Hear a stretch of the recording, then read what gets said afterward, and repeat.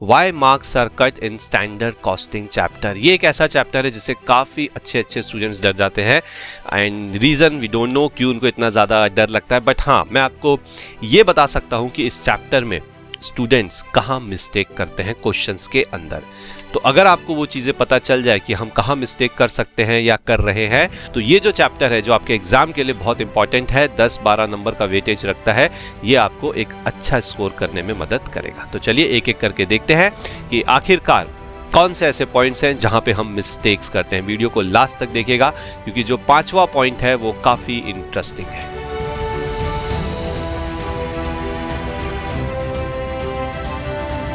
चलिए, तो standard costing के अंदर सबसे पहला पॉइंट है और वो है कि understanding the difference between hours paid and work. आपने देखा होगा कि इसके अंदर लेबर वेरिएंस जब आप कैलकुलेट करते हो तो वहां पे हम लेबर आवर्स के बारे में बात करते हैं, लेबर की एफिशिएंसी, ओके, लेबर ने कितने घंटे काम किया, लेबर को कितने घंटे के लिए पेमेंट किया जा रहा है। तो ये फर्क समझना बहुत जरूरी है कि लेबर आवर्स पेड क्या होते हैं, लेबर आवर्स वर्कड क्या होते हैं।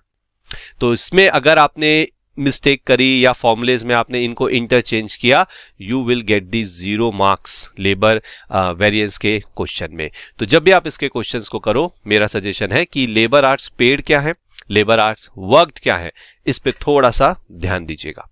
Fail to calculate the idle time variance. Labour variance के अंदर एक छोटा सा टॉपिक है, आपने सुना ही होगा, इसका नाम आइडल टाइम वेरिएंस। कई बार क्वेश्चन में होता है कि हाँ चलो लेबर वेरिएंस कैलकुलेट करो, स्टूडेंट बोलता है ठीक है, उसने लेबर रेट वेरिएंस निकाला, लेबर का एफिशिएंसी वेरिएंस निकाला, लेबर का कॉस्ट वेरिएंस निकाल दिया, लेकिन वो आइडल टाइम वेरिएंस निकालना भूल गया। क्यों? क्वेश्चन में तो पूछा ही नहीं है।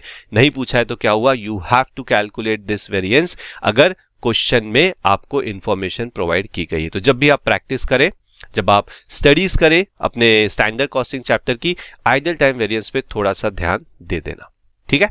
चलो उसके बाद बात करते हैं फिक्स्ड ओवरहेड वेरिएंस की। तो देखो इसमें तो सीधी सीधी बात है कि स्टूडेंट्स फिक्स्ड ओवरहेड वेरिएंस पे फोकस ही नहीं कर रहे हैं। उनको लगता है मुश्किल है, बहुत सारे वेरिएंस है, एक के अंदर एक वेरिएंस है, तो चलो उसको छोड़ देते हैं। क्यों छोड़ देते हैं? ये बिल्कुल भी मुश्किल नहीं है। तो जब भी आप फिक्स ओवरहेड वेरिएंस पे आएंगे, ओके, आपको फिक्स ओवरहेड वेरिएंस के अंदर जो अलग अलग वेरिएंस है, खासकर अगर मैं बात करूं तो फिक्स ओवरहेड्स के अंदर जो आपका कैपेसिटी वेरिएंस है, उसके बाद आपका जो एफिशिएंसी वेरिएंस है, and a very important calendar variance, जिसको स्टूडेंट बिल्कुल भी ध्यान नहीं देते हैं। इसको बहुत अच्छे से देखना, इनके फॉर्मूलेस को बहुत अच्छे से देखना और उन क्वेश्चंस को जरूर प्रैक्टिस करना जिसमें ये 3 वेरिएंस आपको कैलकुलेट करने को आते हैं, ठीक है।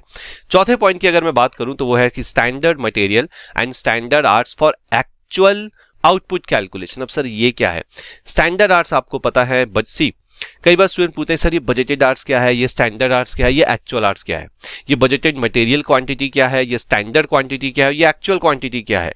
तो देखो ये जो स्टैंडर्ड मटेरियल क्वांटिटी होती है, ये जो स्टैंडर्ड लेबर आवर्स होते हैं फॉर एक्चुअल आउटपुट, ये कैलकुलेशन आपको आनी चाहिए, क्योंकि ये दोनों एक ऐसे आइटम्स हैं आपके वेरिएंस कैलकुलेशन में जिनकी वजह से अगर जिनका कैलकुलेशन अगर आपने गलत किया, ट्रस्ट मी, आपका पूरा का पूरा सॉल्यूशन वहां पे गलत होने वाला है। तो जब भी आप प्रैक्टिस करेंगे, ओके, जब भी आप प्रैक्टिस करेंगे स्टैंडर्ड कॉस्टिंग के क्वेश्चंस को, आपको इस पे ध्यान देना है कि standard material quantity for actual output क्या है, standard labour hours for actual output क्या है और इसे कैसे कैलकुलेट करते हैं। चलिए लास्ट पॉइंट पे आता हूं और लास्ट पॉइंट में मैं बात करूंगा।